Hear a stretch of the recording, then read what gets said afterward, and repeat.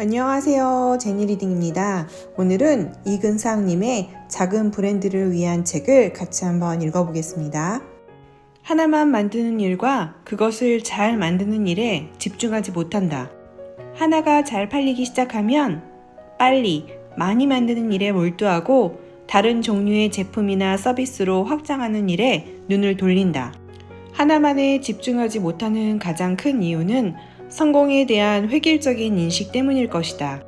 빠르게 매출 규모를 성장시키는 것이 성공이라고 생각하기 때문에 하나에 만족하지 못하고 계속 다른 것으로 확장한다. 라포라고 하는 프랑스어는 주로 심리학에서 쓰는 용어인데 치료자와 환자 사이의 신뢰를 기반으로 한 친밀도를 의미한다. 브랜드와 소비자 사이에서 라포라는 것은 브랜드와 소비자 상호 간의 진정성을 바탕으로 만들어지는 공감대라고 할 수 있다.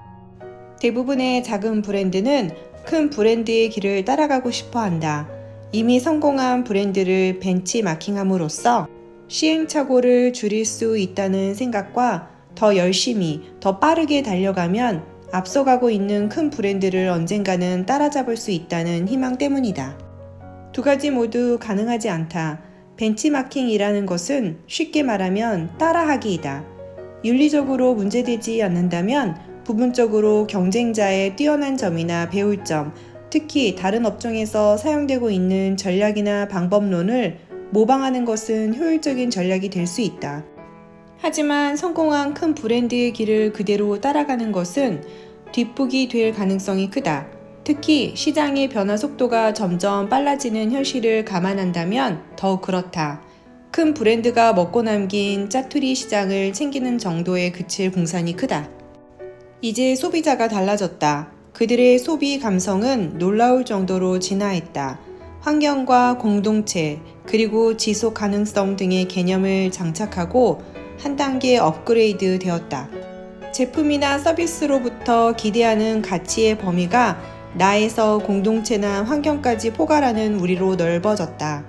나에게 도움이 되더라도 우리에게 부정적인 영향을 끼친다면 그 가치를 인정하지 않기도 하고, 나에게 조금 손해가 되더라도 우리에게 도움이 되는 일이라면 그 대가를 흔쾌히 지불하기도 한다.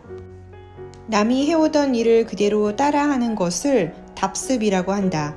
답습은 쫓아가는 사람의 입장에서는 효율적인 방법이다. 개념을 만들어낼 필요도, 연구에 많은 투자를 할 이유도 없을 뿐더러 앞선 자의 단점을 보완할 수 있으니 효율적이다.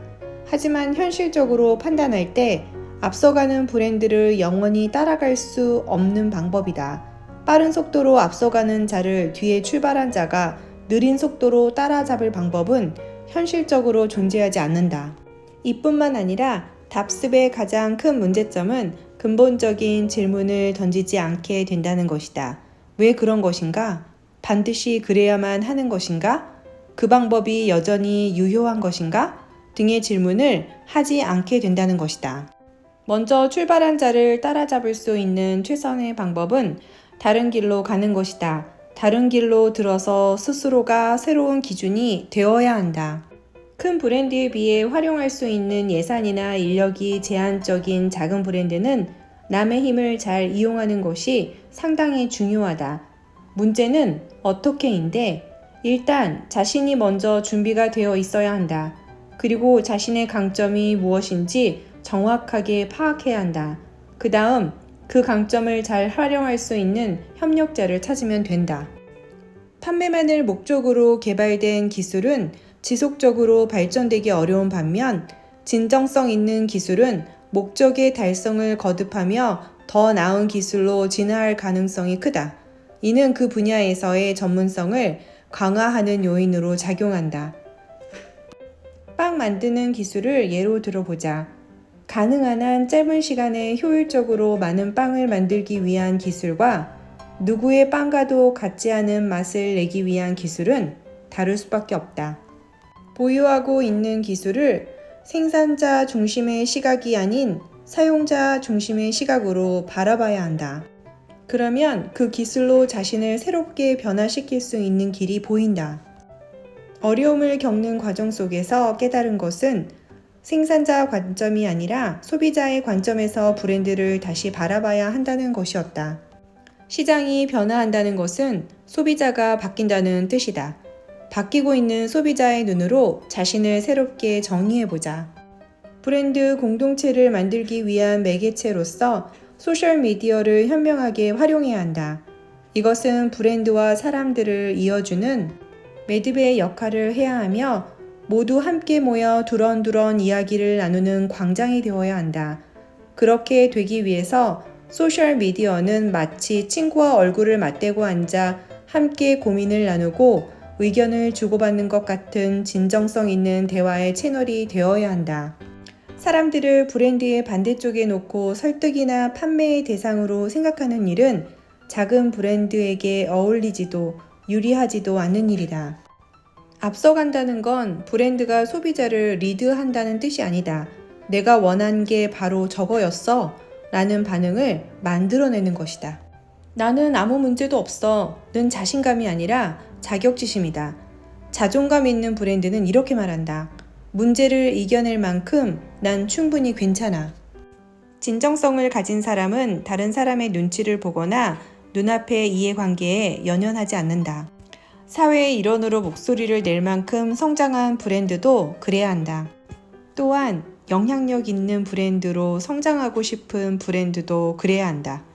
당장의 불이익이나 불편한 관계가 걱정되는 것은 당연하다.